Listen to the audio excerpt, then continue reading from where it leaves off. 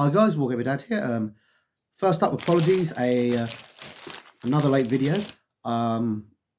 Combination of I'm changing jobs, so I've had to be doing a lot of paperwork and chasing people about. Well, not a lot of paperwork, mostly just chasing stuff, details down, and getting stuff sorted out. And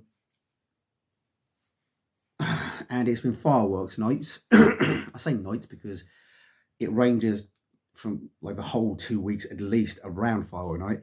And I've got 2 dogs, which has made it difficult to record in the evening. And I've been working during the day, so it's all been a bit blur, not practical to record the review. So it's coming to you on a Monday. Sorry about that, but life is life sometimes. Hopefully it'll get better.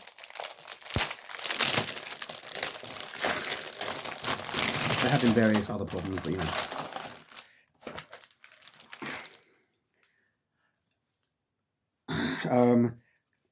basically reviewing the same this week as we were last week in terms of models, a bunch of Necron Warriors and some Scarabs. I'm not going to give this away to a second person. I'm actually going to send these to the person who won last week's, because it doesn't make any sense to give somebody half a squad of Necrons. It's a bit silly. So this is winging its way towards you.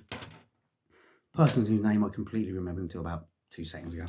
You know who you are. You're getting a full pack of Necrons, because that makes more sense.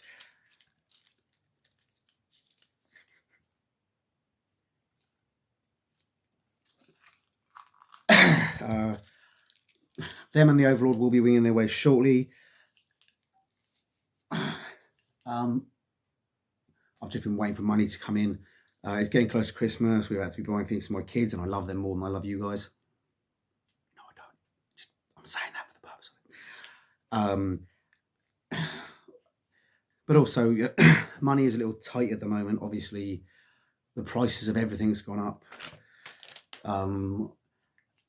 Tax has gone up and benefits have gone down. And because my wife is disabled, we do rely somewhat on some benefits. I do work, but then again, even working, I rely on benefits. It's unfortunately the way our benefit system works here. I'm one of what's called the working poor, which basically means I work my ass off and still can't really afford that much. And I don't actually get a bad wage. I'm willing to say that I get paid about 11 something an hour. I'm not going to really reveal the exact amount, which is a reasonable wage, and still it's difficult to make ends meet. Partially that's because I'm supporting my disabled wife. Partially that's because I've been trying to get her back into doing something, but COVID has kiboshed that. But various other reasons. I will post those out to you when I can afford to post those out to you guys. Please be patient. Hopefully it should be like the end of this week, not the end of next week. That's when we get some money in. So that should be cool. Right, as always, we have bases. Many bases. Even more bases.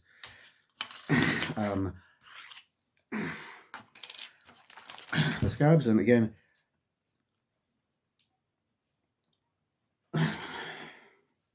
sorry, twitching a little bit. Got these bits and pieces. Another reason they kind of have to go together is there's a lot of guns on this one, and I kind of think those guns are going to be needed for some of the other Necron models, so you wouldn't be able to get all your Necron models in one. You wouldn't even be able to put all your Necron models together. It wouldn't quite work, and there's some guys on these ones as well, etc., etc. Or is this the same? I'm not sure. Bear with me a second.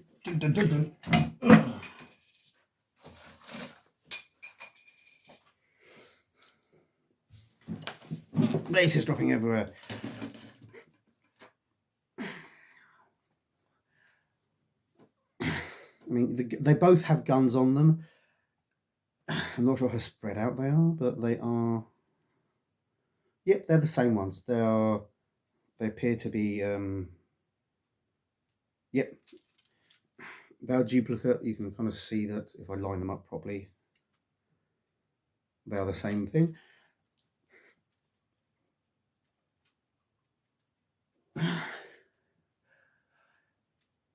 Which is cool.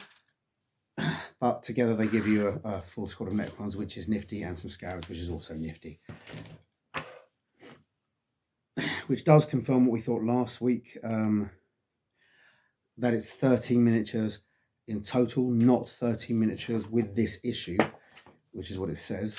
So if we count those up, 1 dude, 2 dude, 3 dude, 4 dude.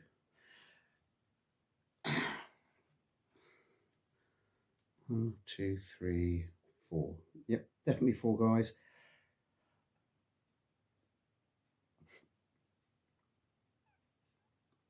Five scarabs, 6 scarabs. And what's the 13th miniature? How can we have a duplicate number of models yet an odd number of miniatures? Is there like... It's hard to look when you're twitching. Right, there's 1, 2, 3, 4, 5, 6. There's 12 individual bases on these guys. So 1, 2, 3, 4, 5, 6, 7, and a large base.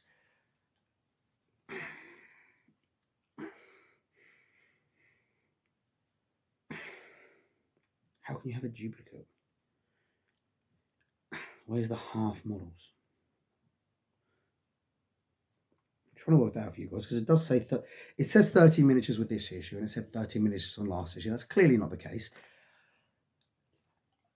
It's clearly spread over both issues, but it does appear to be 12 miniatures.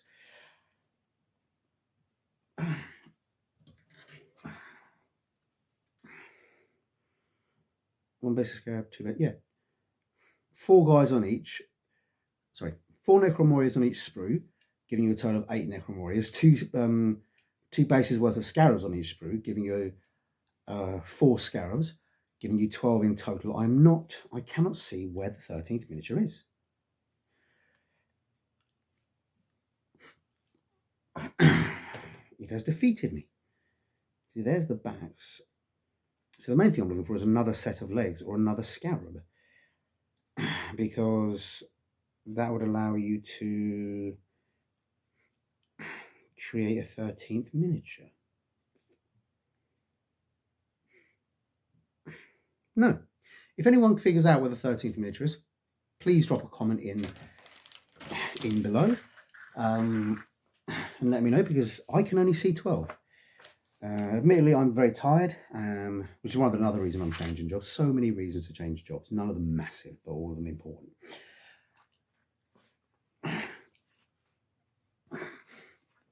I'm hoping it'll improve the quality of podcasts, but yeah, I can't see it, even though I'm very tired. So if you guys know where that 13th miniature is, I'm actually going to flick to the back and search, because it kind of matters. If you want the price rundown, again, look, it's on the video, it's on last week's video, so I'll not go through it again, but you are, I think they're about 30 quid and you're paying £9, so you're saving just over a third, which is still a fantastic saving. Final gallery, 1, 2, 3, 4, 5, 6, 7, 8, 9, 10, 11, 12, 13. They've got it wrong. Okay, they've definitely got it wrong. Scarab. Yep. The magazine definitely has it wrong, because it's showing you 10 Necron Warriors here and 3 scarabs, but you in fact get 8 Necron Warriors and 4 scarabs, so you're getting 12 miniatures and 2 Necron Warriors less than they think. They must have gone confused somewhere. And again, both of them are the same, so I'll just quickly go through it for you guys. I use a pen instead of my stubby fingers. Obviously, if we count by the legs, because every Necron Warrior needs a pair of legs, we've got 1 guy there, we've got 1 guy here, we've got another guy here, and another guy here. There are no other legs, so you can't build any other Necron Warriors. You've got 1 set of scarabs here, which is enough to cover... I'm just going to grab the bases dropped on the floor.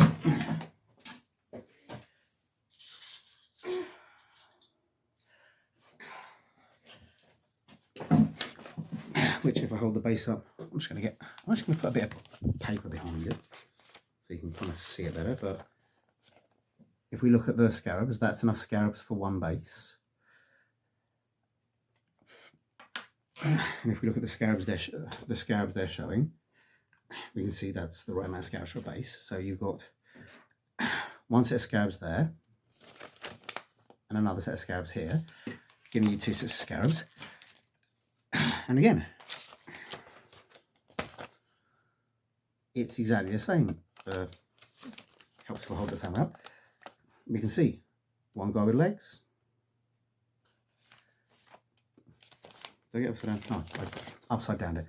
So one guy with legs, 2 guys with legs, 3 guys with legs, 4 guys with legs, no other legs and bodies. So that's 4 Necron Warriors, and the same, 1 base of scarabs, 2 base of scarabs, giving you 12. So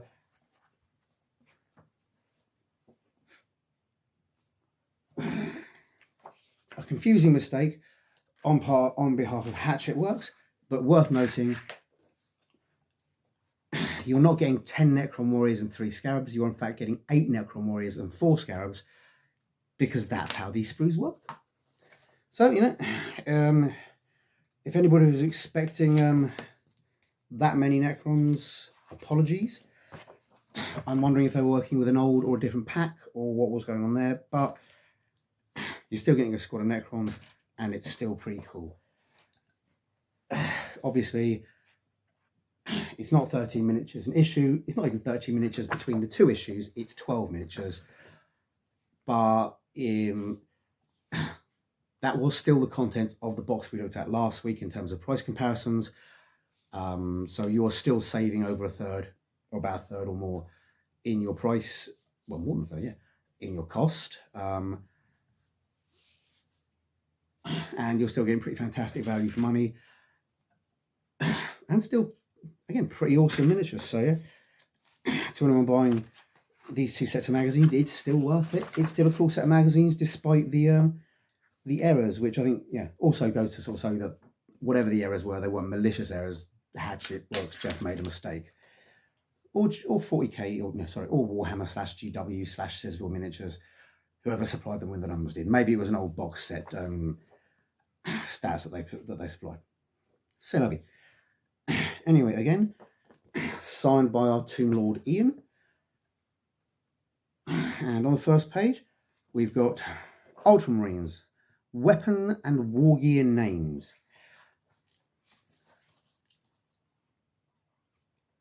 Some guys give names to their war gear. It makes them feel happy and more in touch with their war gear. It makes them feel that they can trust their war gear more, like they've got a personal relationship. It won't break down at the wrong moment. It's a common thing in real life and a fun thing to do in the game. And again, it's this extra content that I feel makes this magazine, well, gives this magazine value. Particularly because, I don't know if I said this before, but this is future-proof. This isn't part of the fundamental rules. Ninth Ed's getting a lot of stick at the moment. A lot of people saying they're going to change to 10th Ed. I don't know if that's true. I do think by the time that all of these magazines come out, we'll be close to a change, because that's happened with both the previous magazines so far. But this stuff here, you're not going to need to throw away. It's not going to be worthless. It's not going to be waste, because it's not part of the rules. It's purely fun and fluff and additional added content, which I think is where Imperium has hit the mark over the other magazines. They're giving you a lot of content that won't be rubbish at the end of it. I mean, I think obviously people have said something, they've realised, and they've gone, okay, we've given you magazines, we've given you, clip folders full of rules that by the time you've got your 80th magazine, you're just opening the clips and holding over the bin.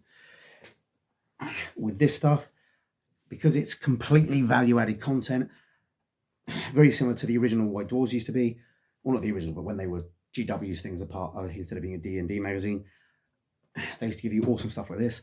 This is really good. I think, as I say, it's good because I love this stuff. It's a lot of fun, but it's also good because it means if the rules change, if 9th Ed doesn't prove popular and GW decide to do a 10th Ed, or if they just change the rules as a matter of course because they've got to keep making money off of us, this is still going to be this is going to be as worth much now as it is then, or much then as it is now.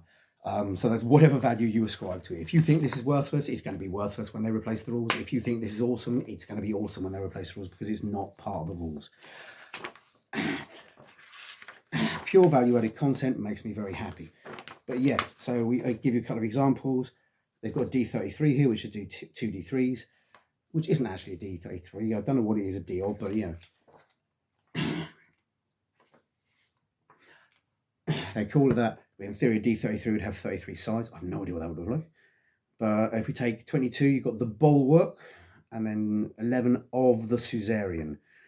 12 is the ward. If we go to 22, Inviolate. So you can make up awesome names for your weapons or your swords. Next, you've got ranged weapons. My wife's coming home, be prepared for some noise. 11 is the Heretic's Lament, 33 is the Vengeful Dread. Swap them over, you've got the Heretic's Dread or the Vengeful Lament. Both sound cool. And you've got a similar one for melee weapons.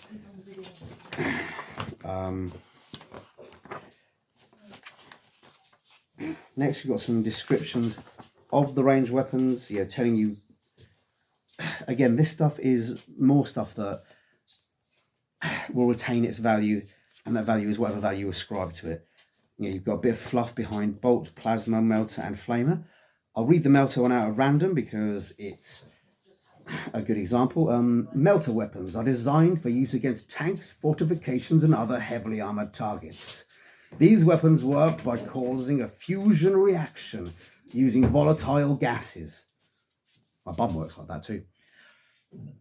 Not sure if my bum could melt a tank. Certainly clear one, but not necessarily melt one. The resulting energy is projected as a blast of heat that can burn through almost any material. The closer to the target, the greater the effect.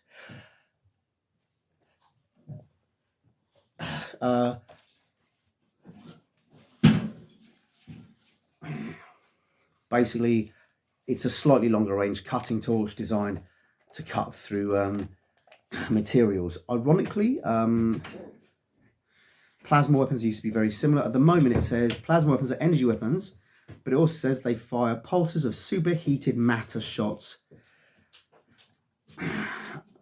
from plasma. Energy weapons that fire pulses of superheated matter. Shots fired from plasma weapons are blindingly bright and searingly as hot as solar flares, which gives you a hint to the older explanation, which I'll go through in a minute. Plasma weapons can be superheated with firing, increasing their lethality at the risk of overheating and wounding or killing the bearer. The technical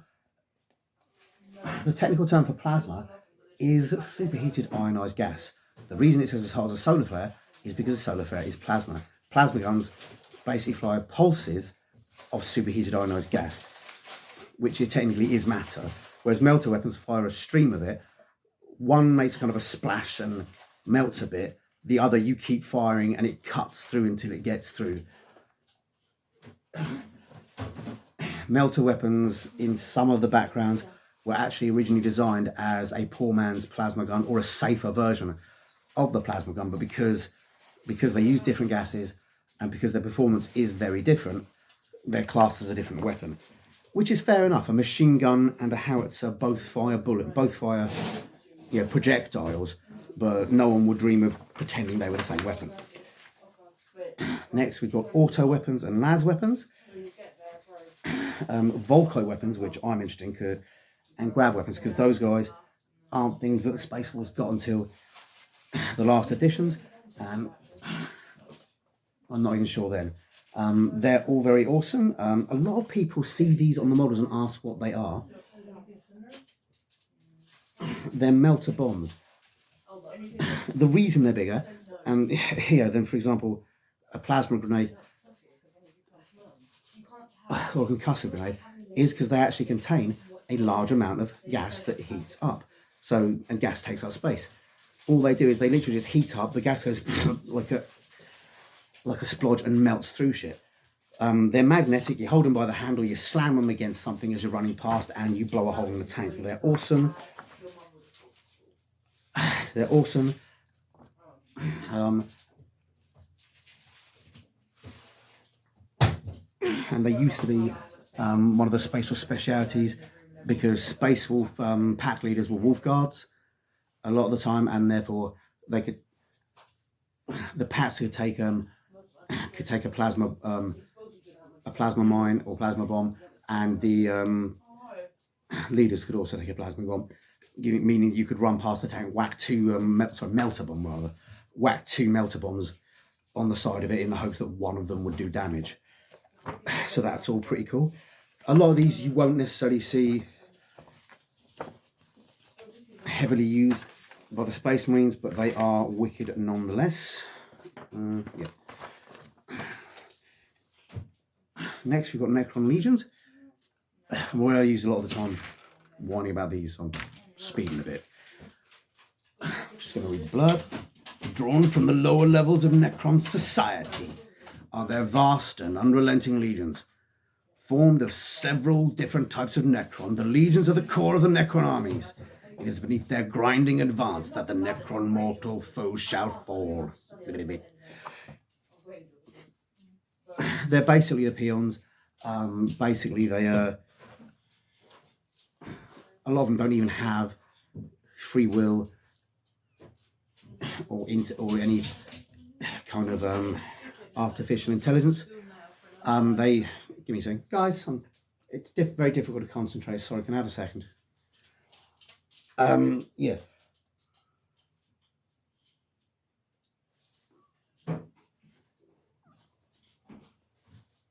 Sorry, two things at once sometimes sets me off. It's not their fault, it really is mine. But a lot of these guys have kind of the base intellect of Necrons, but very few higher functions. They're the guys that obey the orders and just stomp forwards unrelentingly. You do have specialist ones which have slightly more intelligence, including your Immortals, your Death Marks, your Team Grades and your Warriors. So including your Immortals and your Death Marks. But then you get things like your Warriors who, for the most part, don't. I was under the impression originally that you could actually get smarter as you got promoted, but I'm not sure if that's still the case. They've changed the background of Necrons a lot. They used to be very much emotionless machines. That didn't prove too popular, so GW took a leaf out of Warhammer Fantasy's book, looked at their Tomb King's army, which was an undead Egyptian army, and kind of said, okay, we could kind of transfer that over to the Necrons and create a techno Tomb King's army, which is actually really cool. And now the Tomb King's army are kind of secondarily retired. Yeah, they're not gone because A, Warhammer Fantasy Battle is coming up in Forge World, and B, you could, and to my knowledge still can, use them in Age of Sigmar. They're just not a current army anymore. But it does mean that now the Necrons are the only kind of current supported army that have that feel, and it's a good feel. It allowed them to go into things like scarabs and stuff like that. It allowed them to give something stylized that kind of allowed you to bookmark them.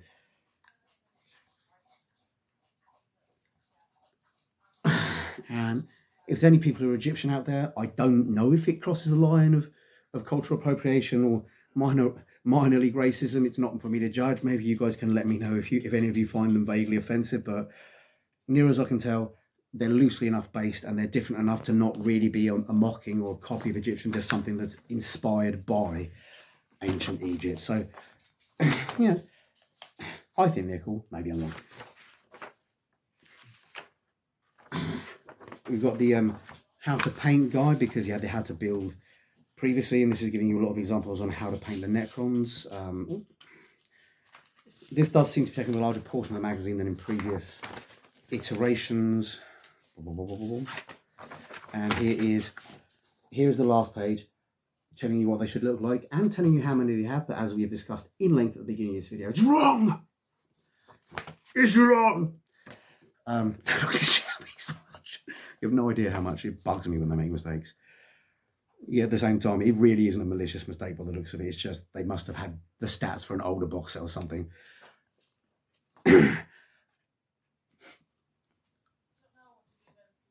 they're not withholding anything. This is the contents of the current box set. This is what you're supposed to get with the box set, and you're still saving the amount of money we discussed. Next, we've got a little battle pitch. It's another little battle to play through as part of the individual battles, which form the tutorials. Basically, they're most likely going to create more of a campaign setting later on, as they did with the previous magazines. But right now, these ones are here just to teach you stuff and to introduce rules. We've got the Necron Warriors. They're highlighting the Gorse Reaper, and they're highlighting the effects. They're highlighting how it works. They've given you a new key for the data sheets, which contains move, weapon skill, ballistic skill, strength, toughness, wounds, attacks, damage, save, and armor penetration. We've been using a lot of those already, and they're running you through this, and they're running you through things like the attack sequence. They give you a nice rules reference. This is worth keeping for now.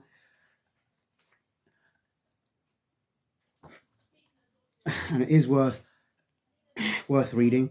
If you've used previous editions, it's always worth reading what is there and comparing it to what's not there. For example, in fifth ed, rapid fire meant one thing, and in sixth ed they removed part of the rules, and it was very easy. I missed it for like the first bunch of games, as did my mates, until we realised that they fundamentally changed rapid fire. It used to say rapid fire currently says double the attacks if the target is within half range. It used to say double the attacks if the target is within half range and you haven't moved. So it's very easy to miss things. So if you haven't played this before, read through it, compare stuff to your previous set, and remember, if it no longer says it, it's no longer a rule. If it then says it somewhere else, it's a rule again. Yeah. It's also going through things like using units, where it's covering unit coherency, where it's covering shooting with units, charging, and things like that. Another thing that earlier editions didn't enable you to do. This one says select unit is eligible to charge, choose unit as a target, make one charge roll for models. If the charge roll is successful, move the units from the charging unit this distance. The unit can select multiple units as the target of its charge, but must be able to reach both. Previously, you had to pick one unit. You had to get as many into that one unit as you could. And only then, if everybody in that unit that you could reach as somebody base to base with, you could base to base with somebody else. It was complicated. It was a bit funny. And weirdly enough, it gave certain people advantages. Again, Imperial Guard, we're looking at you for having so many units that weren't huge blobs. So that's some new stuff that's worth learning.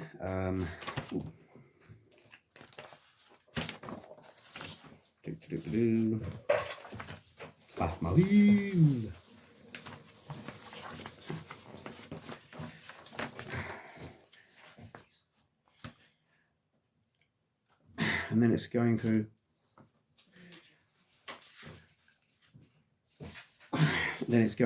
the actual battle, the actual learning battle with the Space Marines and the Necrons, which is pretty cool.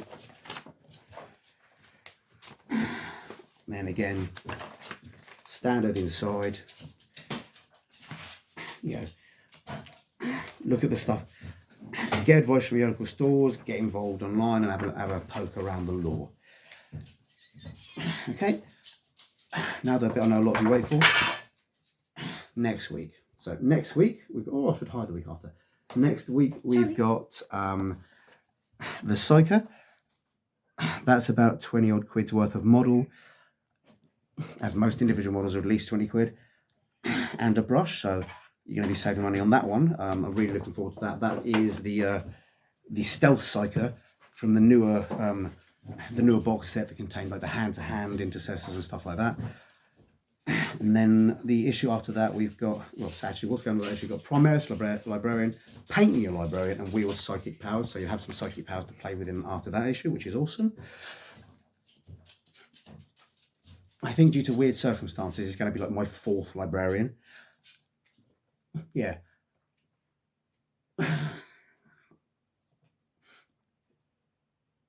I got a Librarian with a box set. I bought a Librarian to build something while the wife was doing something. I got a Librarian with one of the previous magazine runs. So yeah, this will be like my 4th. That's pretty cool. And a dry brush, so they're always useful. Following that, we've got Agrax Earthshade, Coptech Alloy, and Screamer Pink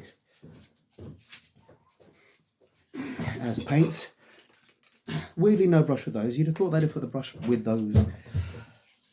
But there you go. And the magazine is covering Necron Warrior names, a new paint guide, and new rules for heroes in-game. So that's pretty cool.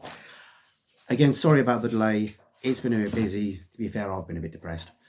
And there's the fireworks going on meant recording it later in the evening was very difficult. So I hope you guys enjoyed this episode, and next episode should come out on schedule on Wednesday. See you guys later.